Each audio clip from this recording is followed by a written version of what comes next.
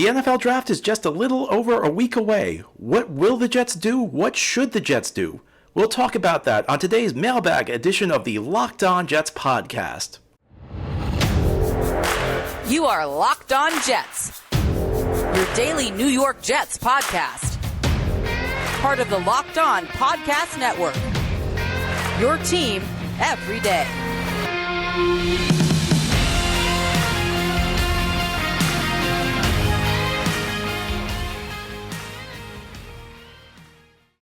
Welcome. This is the Locked On Jets podcast, part of the Locked On Podcast Network, your team every day.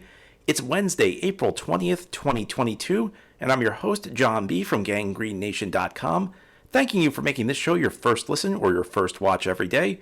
We are free and available on all platforms, including YouTube. If you like what you see or hear, hit that subscribe button and you'll never miss an episode. If you're watching on YouTube, please give this episode a big thumbs up. It helps the channel out and it helps other Jets fans find Locked On Jets. Today we have our weekly mailbag. Thanks to everybody who sent in questions. I'll get to as many of them as I can. We begin with our first question. John, can you explain or give any insight into how draft day trades come together? For example, would the Jets have the framework of deals worked out with other teams before the draft and then execute them if the player they like is or isn't there? Or is it all done in 15 minutes? Also, would teams make others aware they want to trade down? For example, does Joe Douglas inform quarterback-needy teams prior to the draft that he could be persuaded to trade pick 4 or 10? Well, that's a great question, and I will begin with the caveat that I have never worked in the NFL, so I have not been in a war room during the draft. I have never been in the decision-making process for any of these trades, so I'm relying on what I've read. But I have read extensively on how these trades go down, and as far as I can tell, the answer is that in many cases, teams make it aware, especially a few days before the draft, if they're looking to trade down or trade up. As I understand it, and again, this is just based on secondhand information that I've read in various articles talking about the ways teams prepare for the draft. There's a lot of calling. There's kind of gauging where other teams stand. So if you're a team looking to trade down, you're essentially trying to find a partner. You're trying to figure out which teams are going to be amenable to trading down during the draft. And yeah, it works exactly like one of the ways you mentioned, where there may be a situation where Joe Douglas really wants a player at 4 or 10, and he may call it other teams and kind of insinuate that, you know something, there's one player I want, but if we don't get him, we could be in the market for a trade down. It works out that way. I think I get the feeling that most of the time on draft day, you kind of know it. You kind of have a feeling at least who is looking to trade down, who's looking to trade up. You kind of get your partners squared up before the draft, but there are always exceptions. I mean, there are cases where somebody unexpectedly falls. That's happened through the years. I mean, a good example of that would be back in 2007 when Brady Quinn fell and the Browns were able to get him. The Ravens actually tried to trade up for him, which shows you sometimes it's better to be lucky than good in the draft, because if the Ravens had gotten Brady Quinn, they never would have drafted Joe Flacco. They probably don't win the Super Bowl in 2012. Ozzie Newsome may get fired because Brady Quinn was a complete bust in the NFL. So it's difficult to say, whether or not it works out. But generally speaking, teams they kind of have an idea who wants to trade down, who trades up. But there are always exceptions to this. I mean, I'll give you a great story, and this was a very infamous pick in Jets draft history. It was when the Jets drafted Kyle Brady in 1995 over Warren Sapp, which, in that famous Jets video of Jets draft blunders, that's one in there with the fans chanting, "We want Sapp, we want Sapp." Of course, Kyle Brady was a complete bust, and Warren Sapp went to the Hall of Fame. But what a lot of people don't know about that is Bill Belichick was coaching the Browns at that point. That was back when Belichick was still in Cleveland, and Belichick was obsessed with Kyle Brady. Like the lock of the draft was that the Browns were going to draft Kyle Brady. And then the Jets picked Brady. Nobody was expecting the Jets to pick Brady. That's one of the reasons it was such a shocking move. It's one of the reasons it's such an infamous move, is that the pick of Brady really made no sense for the Jets, taking a tight end that high. And, of course, Brady ended up being a pretty good blocker, but not ever good enough to justify that pick. So, out of total shock, because the Browns had no idea what they were doing. They were locked into Kyle Brady. So they essentially made this move to try and figure out what they were doing. They traded all the way to the bottom of the first round. They made a deal with the San Francisco 49ers, and they got a future first-round pick in return. So this was a move that was made on the spur of the moment. Now, here's the interesting part of that story. A year later, the Browns moved to Baltimore, And they used that first round pick they got in this trade down because they didn't get Kyle Brady, and they drafted Ray Lewis, who was the greatest linebacker of his era, a Hall of Fame player, guy who may be the most iconic linebacker in recent NFL history. So that's a great story. Another example of that was last year, where this is just my guess on this, but heading into last year's draft, it seemed obvious. It seemed like everybody knew the Cowboys were going to take a corner in the first round, and then all the top corners went before Dallas picked, and they traded down with Philadelphia. Philadelphia moved up for Devontae Smith. Interesting that Dallas allows a division rival to get a playmaker like Devontae Smith, but it seemed to me like they just needed to figure out. They needed more time to figure out what they were going to do because their plan was to draft a corner. And by the way, again, better to be lucky than good. Things worked out pretty good for Dallas because they took Micah Parsons. So it's kind of a mix from what I understand. I think heading into the draft, you like to be prepared. You like to know who's looking to trade down. I mean, sometimes the framework of a deal is already in place. I mean, I remember reading back in 2009 when the Jets traded up for Mark Sanchez, they pretty much worked out a deal in advance with Cleveland if Sanchez was available at 5 where the Browns were on the clock. And if Sanchez was picked before, then the deal would have fallen apart. So some of these are worked, it depends. Some of these are worked out in advance. Some of them you kind of have a gauge of what the team's doing. And from what I understand, that's the most common scenario. And then some of these are just thrown together at the last minute because somebody you're not expecting to falls, or the guy you thought was going to be there isn't there. So it's a little mix of all of these. But from what I understand, the most common thing is teams are checking in with other teams before the draft, trying to get a sense of who's looking to trade down, who's looking to trade up. Our next question. I know you're looking at Joe Douglas's previous team's history when you say you think he will go with London and his measurables. But in his time with the Jets, I think Joe Douglas has shown himself to be in sync with his coaching staff, and he drafts players that fit the scheme. That being said, which wide receiver best fits LaFleur's offense at pick 10 if you take Joe Douglas's bias out of this? All right, so I've said that I think Joe Douglas will lean towards Drake London because Joe Douglas's history with wide receivers suggests he likes guys who are bigger. Well, one of the coaches he's gotten players for is Mike LaFleur. So, I know Elijah Moore was small last year, but Elijah Moore was kind of an exception because he was so fast. So this is over multiple coaching staffs that Joe Douglas is looking for bigger receivers. But I think it's a mistake to view these two things as mutually exclusive, that Joe Douglas likes big receivers and Joe Douglas is going to try and get receivers who fit Mike LaFleur's system.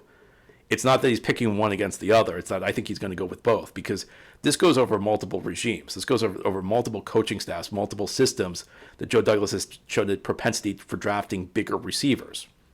So I don't think it's as simple as saying, well, he's just going to throw out his preferences because Mike LaFleur's here. Mike LaFleur was here last year. He went out and got Corey Davis. So I think what he's going to want receivers with measurables who fit what Mike LaFleur has. He wants both. He wants guys with measurables and guys who have the skill sets Mike LaFleur is looking for. Now, which guy fits the LaFleur system the best? Well, that's why I think it's going to be Drake London, because if you're looking for what Joe Douglas values in a receiver and for what Mike LaFleur values in a receiver, to me, London's probably the best mix of those two because, I think first of all, they want to add an extra element, the guy who can make contested catches, which they don't really have. Beyond that, Mike LaFleur's offense, I think what they're looking for, maybe more than anything else, is the ability to do something after the catch. He does it differently than Garrett. Garrett Wilson's also good at doing that, but London is a guy who's pretty tough to bring down after the catch. So I feel like that's, London does it more on size and balance than Wilson does. Wilson does it more on change of direction ability and suddenness, but it still accomplishes the same things. So that's why I think it's going to be London. Now, what do the Jets need? And this is not so much a stylistic thing as much as it's a role thing. Now, if you're going to keep Elijah Moore on the outside, if you're going to keep Corey Davis on the outside, then I think what you need is maybe more of a slot type receiver. And I think Garrett Wilson fits that a little bit better. Now, I know the response to that is that Drake London played the slot a lot in college, but that just means Drake London stood in the slot pre-snap. I don't know that Drake London has the skills that fit what the Jets are looking for out of a slot receiver. To me, that's Garrett Wilson a little bit more. But that's based on the 2021 Jets offense. Now, the 2021 Jets offense, essentially the slot receiver position was very different from the outside receiver position.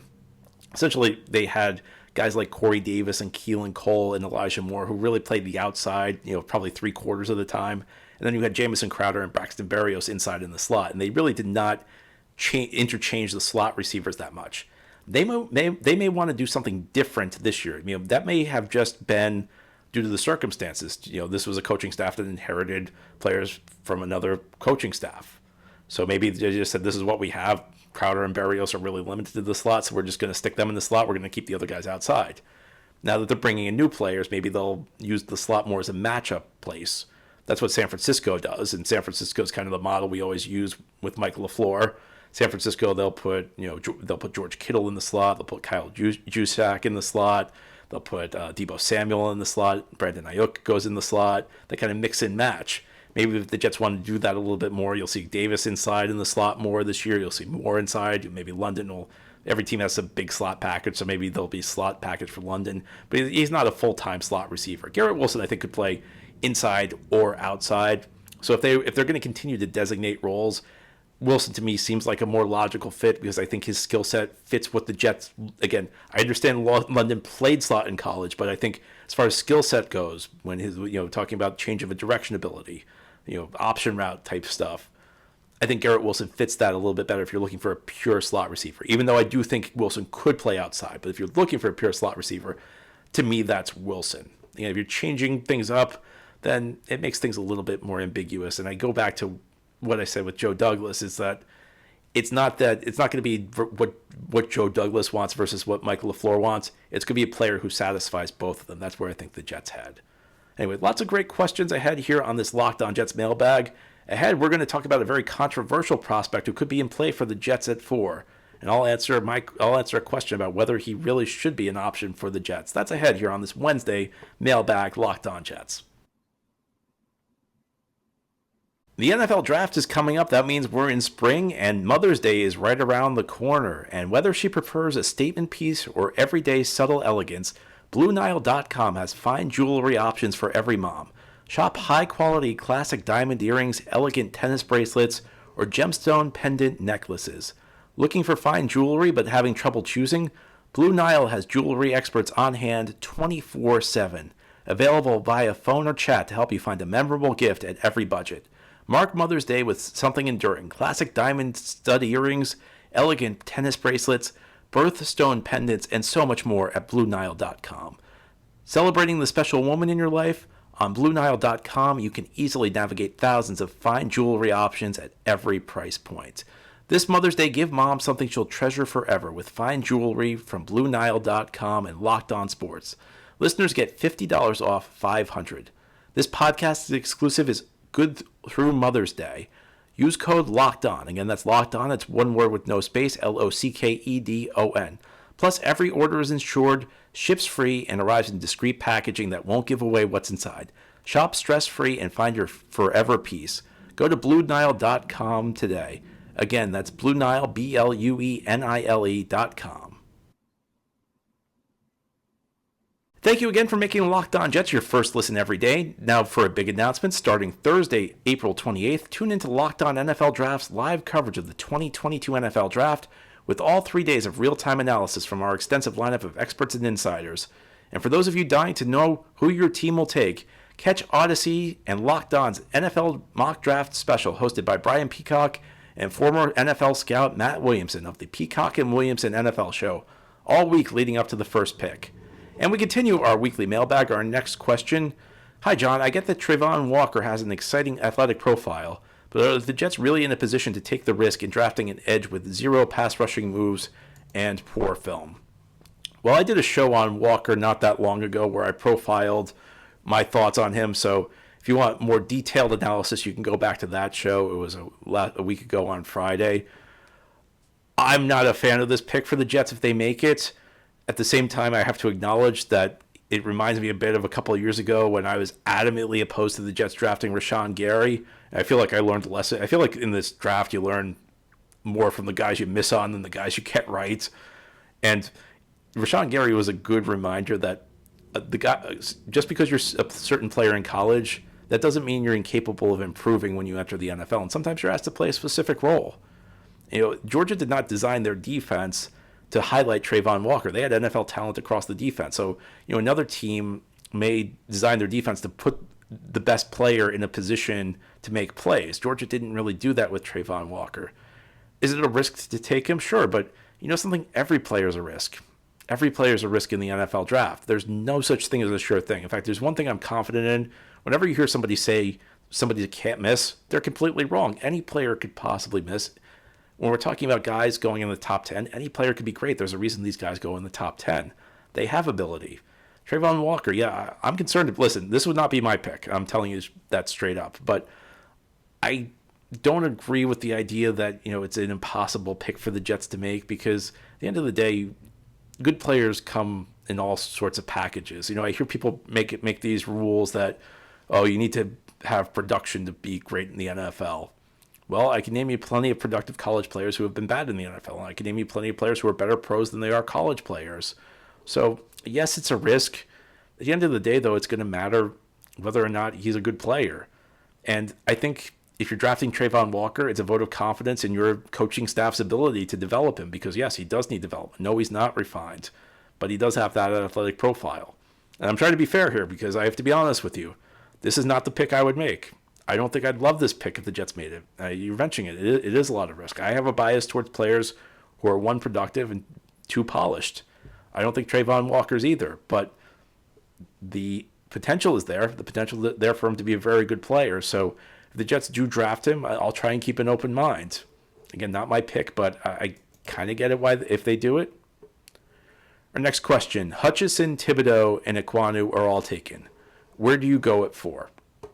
Well, I think the obvious answer is you try and trade down, but the problem with this is who's trading up? What are they trading up for? I mean, I guess the answer is if somebody really falls in love with one of the quarterbacks, which would be the ideal scenario, because the Jets could get a big package in return. But assuming that doesn't happen, I mean, I can tell you, I think it will probably come down to Evan Neal and the aforementioned Trayvon Walker. If that's the case, if those are my two choices, I'd probably go Neal because I'm not a big Walker guy right now. I mean, the other option is, and some people may think one of the receivers kind of a reach in this spot, but we know the Jets need a receiver, and maybe you go receiver at, right now the chalk seems to be Jets are going to go defensive end at 4, receiver at 10. Maybe if you really like Garrett Wilson or you really like Drake London, you take them at 4 and you see what's available at the edge at 10. That could be another option for you. So it's not really clear cut. I mean, I think that those were probably the top 3 guys the Jets would want. I think that for Joe Douglas, at least, Hutchinson, Thibodeau, Ekwonu, one of those 3 is a guy you're counting on getting. So if none of those 3 are available, it raises some interesting questions. It's an excellent question. My guess is that it's going to come down to Neal versus Walker. Outside chance at a receiver. If those are my choices, I think I'm going with Evan Neal. I might need to think about that a little bit more, but that's my answer right now. My answer may be different tomorrow, though, so we'll see. Our next question. Hi, John. As much as these signings of Uzomah and Conklin certainly help, neither one of them is young. What would you say about drafting Trey McBride in round 2 and possibly running 3 tight end sets and mitigate the talent deficiency at receiver? I like the idea of drafting Trey McBride in round 2. Even with Uzomah and Conklin. Because, as you said, Conklin's a little younger. I think Conklin's going to be here a few years. I don't think Uzomah's going to be long for the team. I think that was a move. That they probably overpaid him a little bit, to be honest with you. But it's an overpay you can understand because they were so bad at the tight end position. This was just like a move. We got to stabilize the tight end position for a couple of years. For 2 years, we got to stabilize the tight end position, even if it costs us a little extra money, because we got nothing. That was the Uzomah move. And Conklin, I think they like Conklin. I think they like him as like a second tight end. So I look at the situation right now, and I say this is a perfect spot to draft a tight end because you're not going to be in a position where the tight end's going to be counted on to contribute right away. So he'll be able to develop at his own pace. Trey McBride, a lot of people think he's going to be plug and play. I love situations where you draft a guy and he can earn his way onto the field and he can outperform quality players. But you have quality guys who are going to force him to earn the spot. I like creating competition like that. I think that makes your team better. And I think it's better when you don't have to count on a rookie because sometimes rookies just aren't ready to play. So I like this idea. I like the idea of drafting Trey McBride in the second round.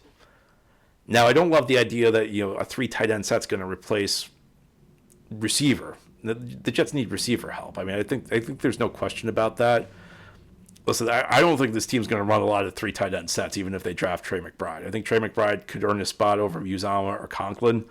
I don't think the Jets are running 3 tight end sets. I mean, the thing you have to remember is that as much as we're talking about the Jets running 2 tight end sets, there was only one team in the NFL that ran 12 personnel more than 30% of the time last year, and that was Miami, and that is using a very liberal definition of the tight end position because that's counting Mike Gesicki as a tight end when he's really a wide receiver.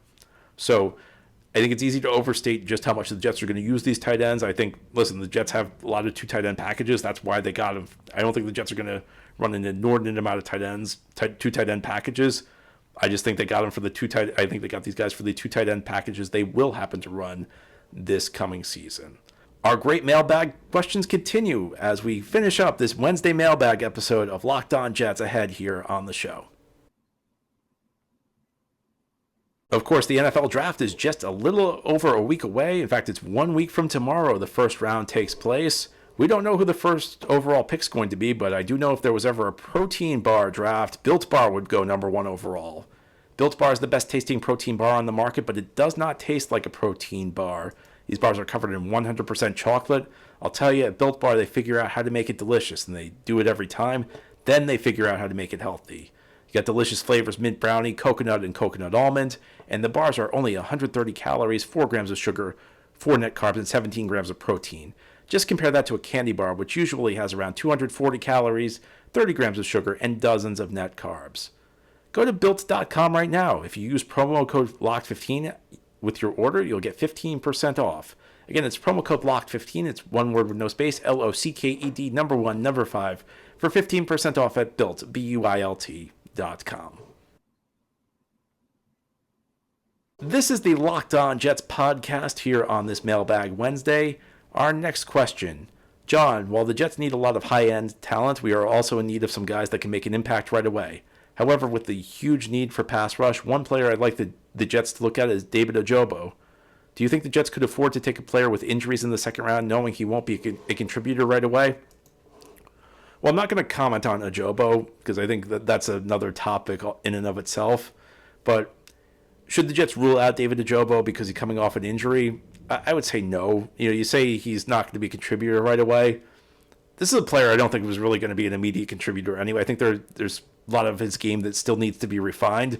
So I'm not sure how much you'd be counting on him year one. I mean, I view him as a guy who, unless he really improves in training camp, you're probably looking at him as a situational player in year one, hoping he develops on the practice field. You play him on passing downs. Hopefully he can get to the quarterback. But I think he'd spend most of his first year kind of developing, and you'd hope him to take a bigger role in year two. But this goes back to something I talked about this yesterday. Most players, outside of maybe the running back position, studies I've seen suggest that guys aren't at their peak in year one. And yes, the Jets need immediate impact, but you can only count on the draft to provide so much immediate impact. Maybe 4, maybe 10, even by the second round.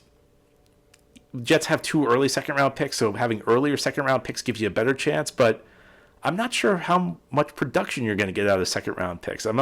I feel like that's almost a spot where you hope to get immediate production.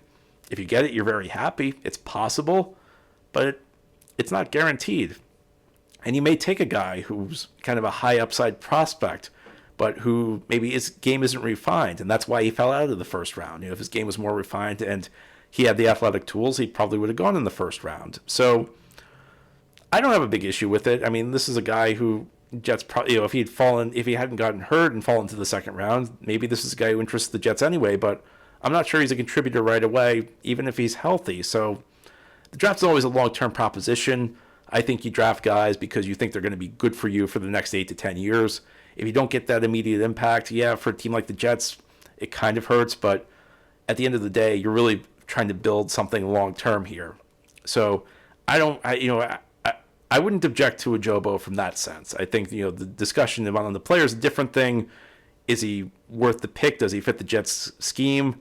Those are other questions maybe we can get to at a different point in time. But I would not object to it on the grounds that he's injured and the Jets need immediate impact, because there are other factors here that may have prevented that from happening anyway. Anyway, that's all for our show today. Thank you for listening. Thank you for watching.